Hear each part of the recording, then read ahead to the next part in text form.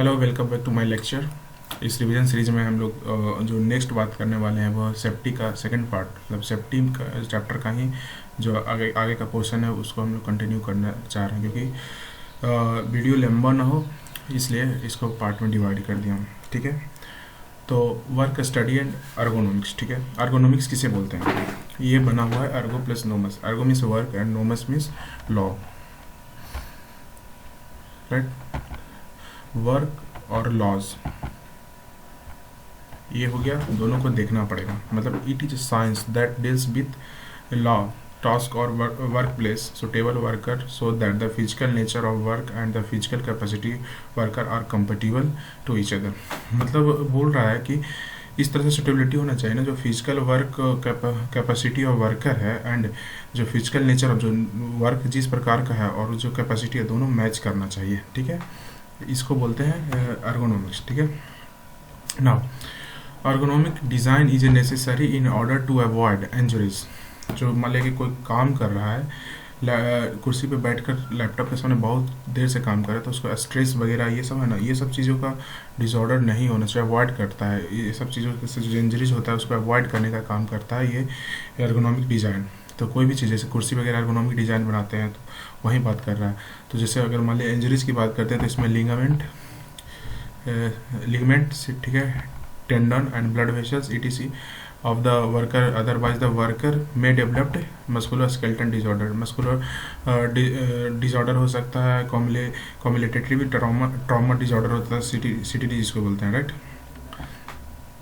Now जो ये MSD and CTD short form हो जाएगा। ठीक है, और इसका पहला जो हमारा ये है कि कौन सा, जैसे यहाँ पे देखिए क्या क्या चीज़ ये कम करता है और किस कारण से होता है, उसको हम लोग पॉइंट वाइज देखेंगे। जैसे क्या है, ऑकवर्ड एंड स्टैटिक पोस्चर, मतलब कि कोई काम कर रहा है, ठीक है, और वो पोस्चर उसका ऑकवर्ड है। मान लिया आपको स्पेस नहीं दिया गया है, ठीक है, सही तरीके से स्पेस नहीं दिया गया, लेकिन आपको वो काम करना है, तो ऑकवर्ड एंड स्टैटिक पोस्चर मतलब नॉर्मल जैसे तैसे आप अगर काम कर रहे हैं तो वो आपको प्रॉब्लम क्रिएट कर सकता है। जैसे एग्जांपल है leaning towards computer over stretching. ये सब क्या है कि कंप्यूटर के सामने बहुत देर आप सटे हुए हैं तो वो स्ट्रेच क्रिएट, शरीर को ना कभी कभी ना स्ट्रेचिंग चाहिए, राइट। मतलब क्या मतलब समझ रहे हैं कि अगर स्ट्रेस्ड है, मतलब बॉडी स्ट्रेस्ड, मसल सबका स्ट्रेस्ड हो चुका है तो उसको स्ट्रेचिंग्स वगैरह हमको चाहिए, नहीं तो फिर वो पोस्चर हमारा गड़बड़ होगा तो पेन्स वगैरह हो सकता है, जिसके कारण आपका वर्कलोड जो वर्कलोड है वो और बड़ा फील होगा एंड मे बी आप काम सही तरीक़े से ना कर पाएँ।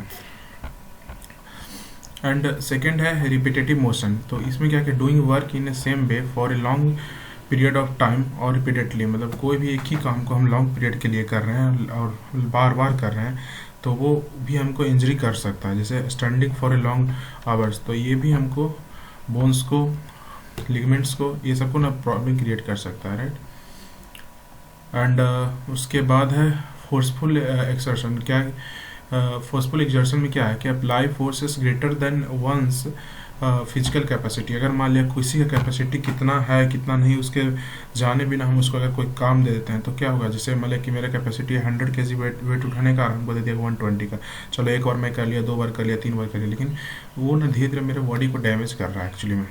ठीक है, कंटिन्यूसली वेट कोई भी जिम जाता है तो ऐसा नहीं कि फर्स्ट डे से 50 kg 45 kg उठाने लगता है, पहले 2.5 kg का ही डंबल उठाता है, उसके बाद वो स्टार्ट करता है। Symptoms of MSD and CTD की बात करते हैं तो पहला जो सिम्टम्स है पेन होगा, नंबनेस होगा, टिंगलिंग होगा, ठीक है। सेकंड है जो लॉस टाइम टू वर्क, जो टाइम मतलब ऑब्वियस होता है, पेन है ना, आपको 8 घंटा काम करना है बट पेन हो रहा है तो आप बीच बीच में ब्रेक ले रहे हो तो इसके कारण आपका जो टाइम है वर्किंग टाइम वो कम गया। टेम्पोररी और परमानेंट भी हो सकता है। इनएबिलिटी टू परफॉर्म टास्क, मतलब ऑब्वियस बात है रिड्यूस प्रोडक्टिविटी, कंपनी का जो प्रोडक्टिविटी है, जो भी चीज़ वर्क प्रोडक्टिविटी मेरा कम जाता है। Application of ergonomics man machine system के पे देख लेते हैं सबसे पहले हम लोग। ठीक है, तो इसमें क्या होगा, मैन है जो इनपुट देगा और मशीन से मैं आउटपुट लूँगा। तो क्या होगा, मैन है जो कंट्रोल किया मशीन को, कुछ इनपुट देकर कंट्रोल किया, मशीन उसको फिजिकल, ये पूरा टोटल फिजिकल इन्वॉल्वमेंट है, मशीन उसको क्या क्या कि डिस्प्ले किया, ठीक है, फिर आदमी से उसको आउटपुट लिया। तो हम देख रहे हैं कि यूजर इंटरफेरेंस ये पूरा सारा हमारा फिजिकल इन्वायरमेंट है, ठीक है। ये है man machine system. Factor causing MSD and CTD, ठीक है। तो पहला है क्या, risk inherited in the worker, risk inherited in the worker. Workers क्या, once a person enters workers he she will develop stress in the body, ठीक है। अगर कोई आदमी जो मतलब क्या कर एक्चुअली कहा गया क्या कि फैक्टर कॉजिंग एमएसडी, मतलब कौन कौन सा फैक्टर है जो हमारा एमएसडी और सीटीडी को इंट्रोड्यूस करवाते हैं हमारे बॉडी में, ठीक है। तो एक इनहेरिटेड इन वर्कर, मतलब एक रिस्क है जो हमेशा वर्कर में इनहेरिट होते रहता है। वो कैसा है, once a person enters work a see will develop stress in the body, जैसे लॉस इन टिश्यू स्ट्रेंथ। तो वो हो सकता है जेंडर। अब जैसे इसमें क्या होगा, जेंडर है, अगर जेंडर को मतलब बात किया जाए फिजिकल वर्क के लिए मेल बना है और ऑफिशियल वर्क के लिए फीमेल बना है, ऐसा प्रैक्टिकली पॉसिबल भी है। तो इसे राइट जेंडर को हम राइट वर्क पे लगाएंगे। स्ट्रेंथ एंड इंडोरेंस, ठीक है। तो इसमें क्या कि till ability of the muscles और muscle group to be remain contracted for a long period of time, it can be two type, ठीक है। आइसोमेट्रिक स्टैटिक्स, इसमें क्या होता है कि muscles remains contracted for a long period of time and does not get time to relax, hence more tiring and less efficiency. बात सही है, ठीक है। एंड जो थोड़ा सा साइज बड़ा हो रहा है ना, नहीं आ रहा है पूरा, ओके नाउ फाइन, ठीक है। तो आइसोटोनिक और डायनेमिक क्या होता है कि muscles relax frequently, hence less tiring. इसमें आइसोटोनिक में मतलब कि चलो ब्रेक तोड़ के काम करते हैं तो क्या कि चलो रिलैक्स भी कर लेता है तो मोर इफिशिएंट मेरा यहाँ पे वर्क होगा। फिजिकल फिटनेस ज़रूरी है, कोई वर्कर है तो उसका फिटनेस हमारे वर्क के अनुसार होना ही चाहिए। ऑब्वियस बात है, फिटनेस रहेगा तो हमारा इंजरी से होने का चांसेस कम जाएगा, ठीक है। तो अनफिट रहेगा तो फिर चांसेस बहुत ज़्यादा हो जाएगा इंजरीज होने का। फिर क्या है, एंथ्रोपोमेट्री,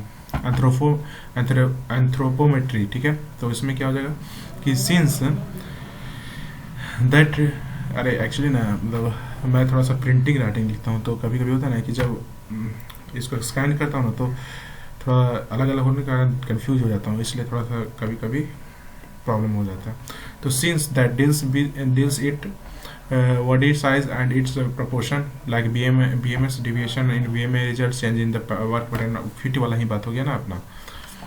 रिस्क फैक्टर इनहेरिटेड इन ए टास्क जॉब, जो रिस्क फैक्टर है वो जॉब को कैसे इनहेरिट करता है, मतलब कैसे अफेक्ट करता है ये देखते हैं, ठीक है। तो क्या है, required force, the required force are F for doing work depends upon the various factor like type of grip, nature of the surface, weight और साइज ऑफ ऑब्जेक्ट etc, ठीक है। सो डूइंग सच वर्कर में get injuries, इस सब में worker को injury हो सकता है। वाइब्रेशन से भी हो सकता है, देखो कैसे। Some exposure to vibration interference sensory receptors it can be, जैसे सिगमेंटल वाइब्रेशंस, ठीक है, whole body vibrations and drilling machines, ये सब हमारा वाइब्रेशन को प्रॉब्लम क्रिएट कर, वाइब्रेशन से प्रॉब्लम क्रिएट कर सकता है, ठीक है। एक्चुअली नहीं, ये टॉपिक ना उतना इंटरेस्टिंग है नहीं ये वाला, बट इसका एक बार रीडिंग मार देना। पोस्चर्स कैसे प्ले रोल करता है, position at which work is done, wrist extension, grasping, किसी को पकड़ना निचोड़ना एंड क्लिपिंग, ठीक है।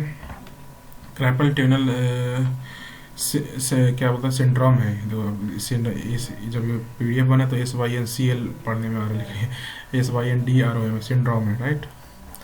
टेंडिनिटिस, ठीक है, टिश्यूज का इफेक्ट आ जाता है इसमें, राइट। तो ज्वाइनिंग बोन्स एंड मसल, इसमें क्या एक्चुअली होता है कि जो तो अपना टिश्यूज है और बोन के बीच में जो अपना जो मसल्स और बोन के बीच में जो टिश्यूज है ना वो अफेक्टेड हो जाता है, ठीक है।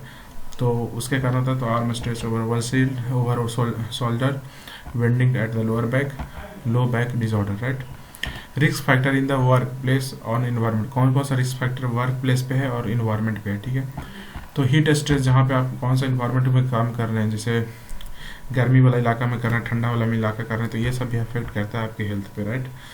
तो heat stress become the fatal, जो बहुत प्रॉब्लम क्रिएट करता है, लू वगैरह हो जाता है, ठंड लग गया, ये सब हो गया हीट स्ट्रेस, फिजिकल इन्वायरमेंट पे डिपेंड कर रहा है। दूसरा cool stress, ability to body to maintain adequate temperature when working in the cold environment, right. Hypothermia यहाँ पे होने का डर रहता है। Lightning is the work place must be ascending to the nature of the work, ये सब को नहीं रोक सकते. Noise is unwanted sound that exposure to it may resulted to either temporary और परमानेंट डिसेबिलिटी. भाई बहरापन, डिफनेस, परमानेंट हियरिंग लॉसेस हो सकता है. टिटिनेस, जो आपके कान में कभी कभी साउंड आता होगा रिंगिंग वजिंग का, राइट. फिर पैरिक्यूसिस, ऑडिटरी इल्यूजन ऑफ हेलुसिनेशन. ऐसा कभी कभी लगता है ना कि नॉइज का प्रेजेंस, मतलब कुछ हो रहा है लेकिन बट वो एक्चुअली में होता नहीं. ठीक है. Controlling risk factor, elimination and substitution. जो हमारा रिस्क फैक्टर को कैसे कंट्रोल कर सकते हैं, तो पहले एलिमिनेशन एंड सब्स्टिट्यूशन. तो एलिमिनेशन कन्वेंशनल मेथड से हम लोग कर सकते हैं और सब्स्टिट्यूट बाई मॉडर्न टेक्नोलॉजी से कर सकते हैं. कैसे? इंजीनियरिंग कंट्रोल की बात करते हैं तो वर्क स्टेशन रिडिजाइन को करेंगे. ठीक है. Designing machine to fit worker, वैसा डिजाइन मशीन करेंगे जो वर्कर को फिट आ जाए. एडजस्टेबल सीट करेंगे, एर्गोनॉमिक्स डिजाइन यही से को बोलते हैं. ठीक है. एडमिनिस्ट्रेटिव कंट्रोल की बात करें तो स्केड्यूलिंग मोर ब्रेक्स. ठीक है. Right person at right work, curtailing overtime को थोड़ा अवॉइड करेंगे. Providing PP kit like hand gloves, hard head and क्या बोलते हैं face mask etc. Work handling according to its physical demand, right. फिर इसके बाद एक बचा फायर सेफ्टी, उसको मैं दूसरे वीडियो में कवर कर दूंगा. Thank you.